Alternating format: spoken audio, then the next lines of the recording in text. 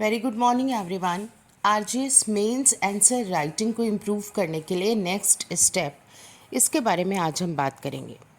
देखिए, RGS mains answer writing का object क्या है, जो एग्जामिनेशन स्कीम है उसमें मेंस आंसर राइटिंग को क्यों रखा गया है, ये जानने के लिए कि आप कौन हैं, क्या योग्यता रखते हैं, आपके विचार क्या हैं, आपकी सोच क्या है, एज ए जुडिशियल ऑफिसर आप अपनी ड्यूटीज़ को पूरा करने की काबिलियत रखते हैं या नहीं, ये सब कैसे पता लगता है। दो तरीके हैं। आपका साक्षात्कार जो इंटरव्यू होता है उससे आपके बारे में जानकारी मिलती है कि आपका व्यक्तित्व कैसा है। ओवरऑल पर्सनालिटी जो है उसका इवैल्यूएशन इंटरव्यू के माध्यम से होता है। दैट इज़ कि आप व्यक्त हो रहे हैं, अपने विचारों को व्यक्त कर रहे हैं, आपकी पर्सनालिटी क्या है, आपकी सोच क्या है। वहाँ इंटरव्यू के जो आपके जवाब हैं उससे जो बोर्ड है वो ये पता लगाता है। और आरजीएस मेंस आंसर राइटिंग की जो कॉपी है आपकी, आप समझ रहे हैं कि ये इंटरव्यू तो केवल 35 मार्क्स का है और उसमें हमें ध्यान देना है इंटरव्यू में कि करंट अफेयर्स पता होने चाहिए, ड्रेसिंग सेंस देखा जाएगा, हमें वहाँ पे बैठने का तरीका, बात करने का तरीका, हम क्या जवाब दे रहे हैं, इससे वैल्यूशन हो रहा है। नो, 35 मार्क्स का ये इंटरव्यू केवल आपका आकलन नहीं कर रहा है। जो आपकी 300 मार्क्स की आरजीएस मेंस के जो मार्क्स हैं वो भी आपको ही प्रेजेंट कर रहे हैं। इंटरव्यू तो एक छोटा सा पार्ट है। जब आप कोई बात एक्सप्रेस कर रहे हैं रिटन वे से आपकी मेंस आंसर राइटिंग की कॉपी में, दैट मीन्स आप अपने आप को व्यक्त कर रहे हैं, आप अपने विचारों को बता रहे हैं, आप खुद कैसे हैं ये बता रहे हैं। तो आपकी पर्सनालिटी का एवोल्यूशन तो वहीं से शुरू हो गया। आपके बारे में जानने का जो प्रयास है वो तो वहाँ से शुरू कर दिया बोर्ड ने। आपकी हैंडराइटिंग कैसी है और प्रेजेंटेशन उस कॉपी का कैसा है, ये बताता है कि आप जीवन में अपनी हर चीज़ को किस तरीके से व्यवस्थित करते हैं, मैनेज रखते हैं, किस सुंदरता से आपने अपने जीवन को सजा रखा है। काटा पीटी करके यहाँ एक बात को लिखा फिर काटा, अव्यवस्थित तरीके से अच्छी हैंडराइटिंग में आपने किसी बात को नहीं लिखा है, अपने आंसर को प्रेजेंट नहीं किया है। ये आपके जीवन की भी सारी चीज़ें कहानी दर्शा रहा है कि आप किस रूप में, किस मैनेज्ड वे में रखते हैं अपने आप को। आपने सारे कंटेंट्स लिखे हैं, कंप्लीट कंटेंट उस क्वेश्चन में जो आपसे मांगा गया है आंसर, वो आपने सही सही पूरा जवाब लिखा है। उससे आपके बारे में पता लगता है कि आप अपने वर्क को कैसे कंप्लीट करते हैं, आपका काम करने का, टास्क को पूरा करने का जो तरीका है वो क्या है। 100% करते हैं, कोई चीज़, कोई कमी नहीं छोड़ते हैं, कोई वैक्यूम नहीं छोड़ते हैं। आप जो फैसला देंगे वो आगे तक, वो फैसला जो है वो अपील में जाके भी, सुप्रीम कोर्ट तक जाके भी बदलने वाला नहीं है। आपने इतना डेप्थ में जा कर के उसको सारी चीज़ों को एनालिसिस करने के बाद अपने फैसले को सुनाया है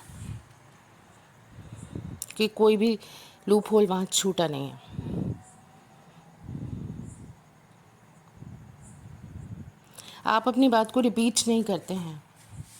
बार बार एक ही बात को अगर हम अपने आंसर में लिख रहे हैं, रिपीटेशन कर रहे हैं, तो हमें पता लगता है कि ये व्यक्तित्व ऐसा है जो टू द पॉइंट बात नहीं करता, टाइम शब्द का महत्व नहीं समझता, समय का महत्व नहीं समझता।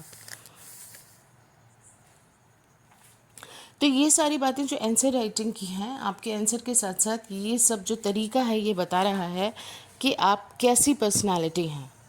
क्योंकि एक सक्सेसफुल जो पर्सन होता है, सक्सेसफुल जो पर्सनालिटी होती है, उसके गुण अलग ही होते हैं। वो अपने शब्दों का महत्व समझता है, अपने समय का महत्व समझता है और उस इम्पोर्टेंस का व्यवस्थित तरीके से जीवन में रहता है। ये सब आपकी कॉपी बता रही है।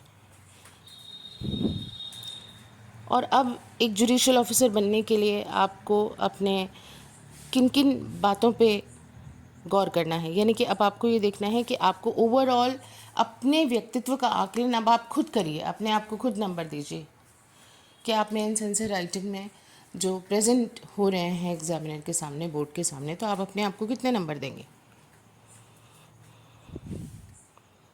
यानी कि आपको आरजीएस मेंस क्वालिफाई करने के लिए, कॉम्पिटिटिव एग्ज़ाम्स में टॉपर्स की लिस्ट में आने के लिए ओवरऑल अपनी पर्सनालिटी के अंदर सुधार करना है। आप पढ़ने की आदत डालिए,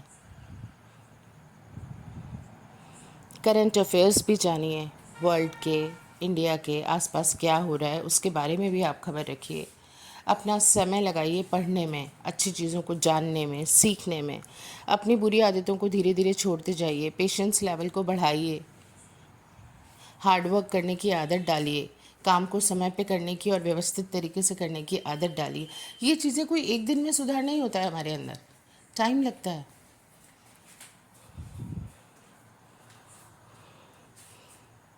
तो आपको जानना चाहिए कि हम वर्क स्ट्रेस को मैनेज कैसे करें। आपको जानना चाहिए कि अपने परिवार में और काम में संतुलन कैसे बनाएं, क्योंकि जीवन की सफलता केवल एक पद को हासिल करना नहीं है।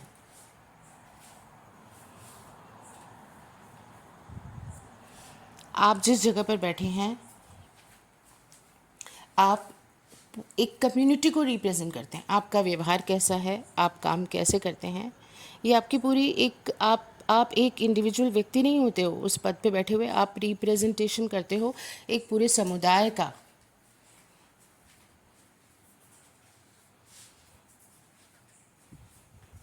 तो आप अपने व्यक्तित्व का विकास कीजिए।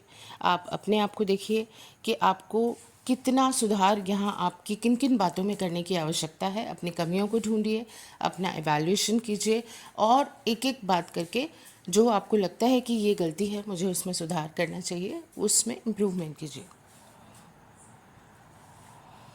सदगुरु जी का एक वीडियो सुना था मैंने, जिसमें उन्होंने कहा कि अगर आप काम कर रहे हैं, जो भी आपका वर्क प्रोफाइल है, उस वर्क को करते हुए अगर आपने खुद को तनावपूर्ण तो बनाया ही है, बल्कि अपने आसपास के वातावरण को भी आपने ख़राब कर दिया है। आपकी वजह से लोग खुश नहीं, दुखी हैं।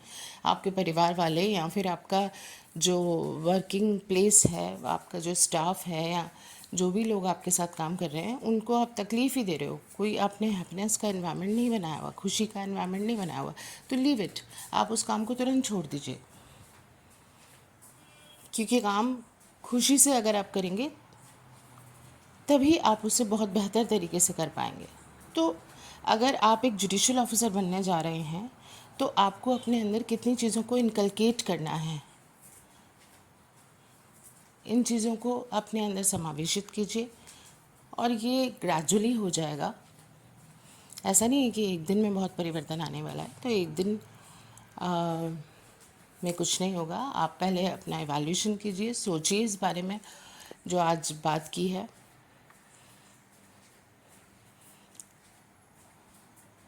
निश्चित रूप से फ़र्क आएगा।